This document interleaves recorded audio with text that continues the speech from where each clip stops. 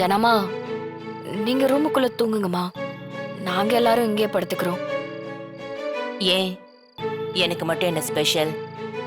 எல்லாரும் இங்கே ஒன்னா தூங்கலாம். ஜனமா, அந்த ரூம் ஜன்னலை திறந்தா நல்லா காத்து வரும்.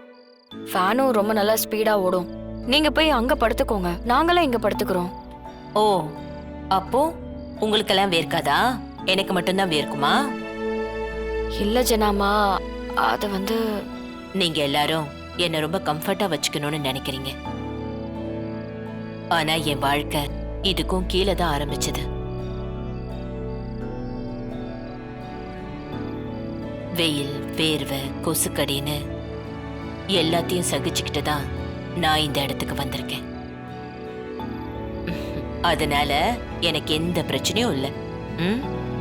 எனக்கு எல்லார் கூடயும் ஒன்னா இருக்கிறது தான் சந்தோஷம். இல்ல ஜனாமா, எங்கனால நீங்க ரொம்ப கஷ்டப்படுறீங்க. என்னாலையும் என்ன சேர்ந்தவங்கனாலையும் நீ எவ்வளவு கஷ்டப்பட்டிருக்க தமிழ். அதுக்கு முன்னாடி இது ஒண்ணுமே இல்லை. சரி, படுத்துக்கலாமா? எனக்கு தலகான கூட தேவையில்லை. 2 புடவைய மடிச்சு கொடுங்க, நான் அப்படியே வச்சு படுத்து தூங்கிடுறேன். ஜனமா ப்ளீஸ், வீட்டுக்கு போங்க ஜனமா. நானும் வந்துட்டேன், நீங்களும் வந்துட்டீங்க. மாமா ரொம்ப கஷ்டப்படுவாரு. அவரால் அங்க தனியா இருக்க முடியாது. கஷ்டப்படட்டும் தமிழ். பிரகாஷ் இருக்கும்போது தானே இதெல்லாம் நடந்திருக்கு. பிரகாஷால ஒண்ணும் பண்ண முடியல. அப்புறம் கஷ்டப்படட்டும், விடு. சரி, எல்லாரும் படுங்க, படுங்க, தூங்கலாம்.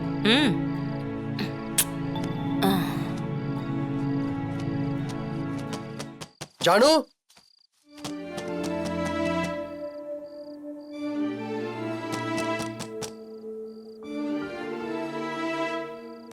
ஜானு,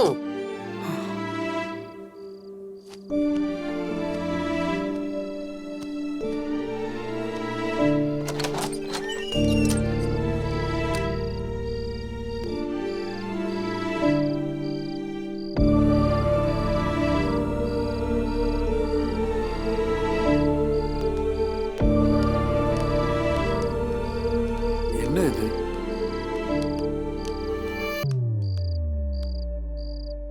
என்னத்த நீங்க பாட்டுக்கு திடீர்னு இங்க வந்து உட்கார்ந்திருக்கீங்க?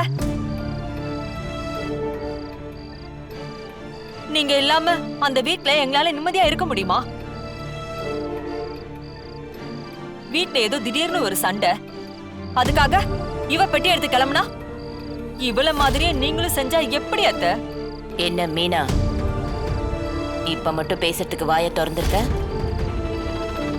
உனக்கு இவ்வளவு தெளிவா பேச தெரியும்னு இப்பதான் எனக்கு தெரியுது.